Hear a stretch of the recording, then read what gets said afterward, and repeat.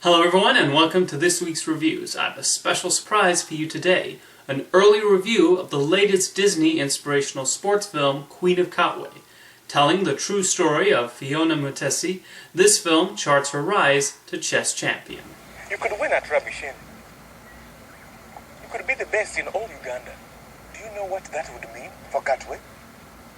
Perhaps one day an international champion. Good. Why are you shining me? Me, I'm not shining you. Only champions can see that many variations. What is preventing you from being a grandmaster? I do not know about being a grandmaster. Sometimes the place you're used to is not the place you belong. If you've seen any number of inspirational sports films, especially those produced by Disney, Queen of Katwe does not stray too far off the beaten path. A lot of the cliches are in here, right down to the person of authority looking down on the main character, not looking past her place in society. However, director Mirenaire does a decent job of hitting the necessary inspirational moments when need be. An aspect I really liked about this film was a sense of community. It feels like an actual little town that Fiona lives in, and it also does not shy away from some of the hardships her and her family have to deal with. The acting is also strong. Newcomer Medina Nawanga shows the growth of Fiona as she gets better at chess, and when her attitude changes thanks to her victories, she portrays that well. David Oluwalo is also very good as the coach, as is Lupita Nyong'o as Fiona's mother. When the film goes for the sentimental moments, it never pushes them, and there's a degree of realism to the events. Less successful are the more comedic moments, which are the typical fish-out-of-water jokes as the slum children find themselves facing off against the rich kids. It's an attempt to add some humor to the proceedings that doesn't entirely work. The film also starts to drag a little in the final half hour. Nonetheless, while Queen of Katwe falls into occasional cliches, it can be hard not to admire Fiona's dedication and want to rise above her status and help her family, and I can imagine many teachers taking their students on field trips to see this film.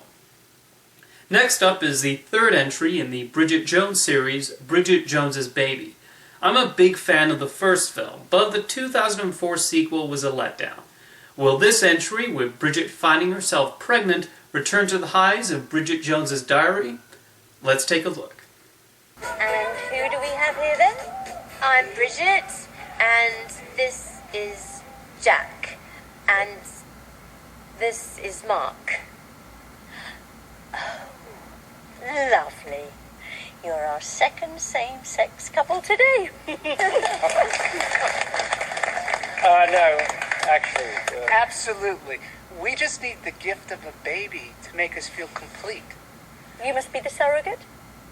Exactly, yes. Just helping this wonderful couple make their dream come true. Like I said, I love Bridget Jones's Diary.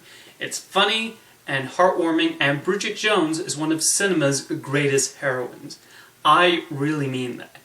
The Edge of Reason unfortunately turned her into a slapstick character and just felt like a bunch of comic set pieces rather than an actual story. Thankfully, with Sharon Maguire back in the director's chair, Bridget Jones's Baby puts the franchise back on the right track, and actually makes Bridget an actual character again.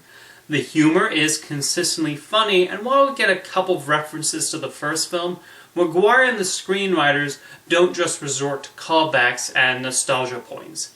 There are a lot of funny new scenarios that Bridget finds herself in, including dealing with some meme-obsessed hipsters at her job.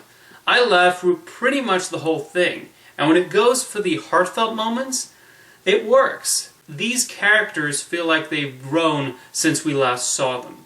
If the first film was about living the single life, this chapter in Bridget's life concerns that want to be a parent, and it's beautifully conveyed.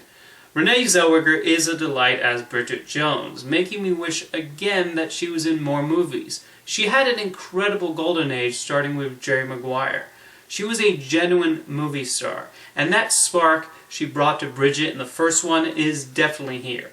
Colin Firth also managed to slip back into the role of Mark Darcy, and Patrick Dempsey is a great addition to the cast as the other potential father to Bridget's baby.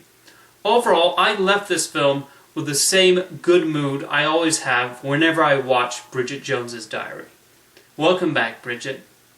Thanks for watching this week's reviews, and I'll see you next time.